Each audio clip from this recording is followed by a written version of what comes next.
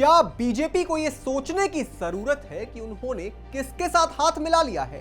क्योंकि एक तरफ तो जो बीजेपी है वो हिंदुत्व की हिमायत करती है, हिंदुओं की रक्षा करने की बात कहती है, दूसरी तरफ उन्हीं के साथी लोगों के बीच बुर्का बांट रहे हैं। मतलब ये तो बीजेपी के लिए बड़ी मुश्किल हो जाएगी। मगर क्या बीजेपी इन चीजों से सहमत है? बताएंगे आपको इससे जुड़ी पूरी डिटेल। पर उससे पहले अगर आपने हमारे चैनल को सब्सक्राइब नहीं किया है तो अभी सब्सक्राइब कर लीजिए और बेल आइकन दबाना ना भूलें। नमस्कार, मैं हूं आपके साथ स्नेह श्रेयस। आप देख रहे हैं आई ऑन भारत। महाराष्ट्र में इसी साल विधानसभा चुनाव होने हैं। इससे पहले राज्य की सियासत में बुर्के की एंट्री हो गई है, जिससे बवाल मचा हुआ है। शिंदे गुट की विधायक यामिनी यशवंत जाधव ने मुस्लिम महिलाओं को बुर्के बांटे। ऐसे में सवाल है कि क्या सीएम एकनाथ शिंदे भी मुस्लिम वोटरों पर नजर गड़ाए बैठे हैं? हालांकि ये चीज बीजेपी के गले नहीं उतर रही है, क्योंकि जाहिर सी बात है इसके बाद विपक्ष को निशाना साधने का मौका मिल चुका है। शिवसेना यूबीटी यानी कि उद्धव ठाकरे गुट, शिवसेना के राज्यसभा सांसद संजय राउत ने तंज कसते हुए कहा कि उनके जो 40 विधायक हैं उनमें भी बुर्का बांटा जाना चाहिए, क्योंकि आने वाले दिनों में चुनाव लड़ने के लिए उनको बुर्का की जरूरत पड़ेगी। कांग्रेस ने भी बुर्का बांटने को ढोंग करार दिया। दक्षिण मुंबई से कांग्रेस विधायक आमिन पटेल ने सवाल किया कि बुर्का बांटकर क्या साबित करना चाहती है बीजेपी?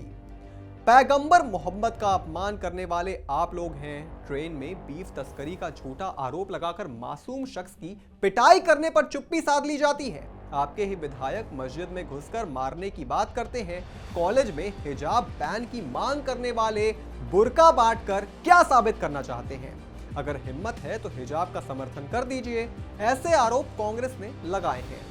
मुस्लिम महिलाओं को बुर्का बांटने पर शिंदे गुट की ओर से भी सफाई दी गई है। शिंदे की शिवसेना ने कहा कि सीएम ने आम लोग और गरीबों के लिए कई योजनाओं की शुरुआत की है, बिना भेदभाव के।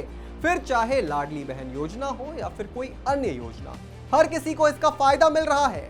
वो जात पात और धर्म में अंतर नहीं करते और लोगों की सेवा करते हैं। मगर बीजेपी ने खुद बीच में कूदकर इस मामले में अपनी नाराजगी जताई है और इस मामले से खुद को किनारे कर लिया है। भारतीय जनता पार्टी ने कहा है कि इस तरह के तुष्टीकरण की राजनीति का समर्थन वो नहीं करती है। मगर सवाल उठता है कि बीजेपी अपनी सहयोगी पार्टियों पर नजर नहीं रखती है क्या? और आप जरा ये खबर भी सुनिए। पीएम मोदी के 74वें जन्मदिन पर ख्वाजा मोइनुद्दीन चिश्ती की दरगाह पर 4000 किलो लंगर तैयार किया जाएगा। यह दरगाह अजमेर में है, वही अजमेर जहां 1992 में सामूहिक बलात्कार और ब्लैकमेलिंग की खबर सामने आई थी। 11 से 20 वर्ष की आयु की 250 छात्राएं हैवानों का शिकार बनी थी। मतलब हो क्या गया है बीजेपी को? मोदी पिछले 10 साल से यहां पर चादर भेजते रहे हैं। 13 जनवरी को भी यहां 812वां उर्स मनाया गया था।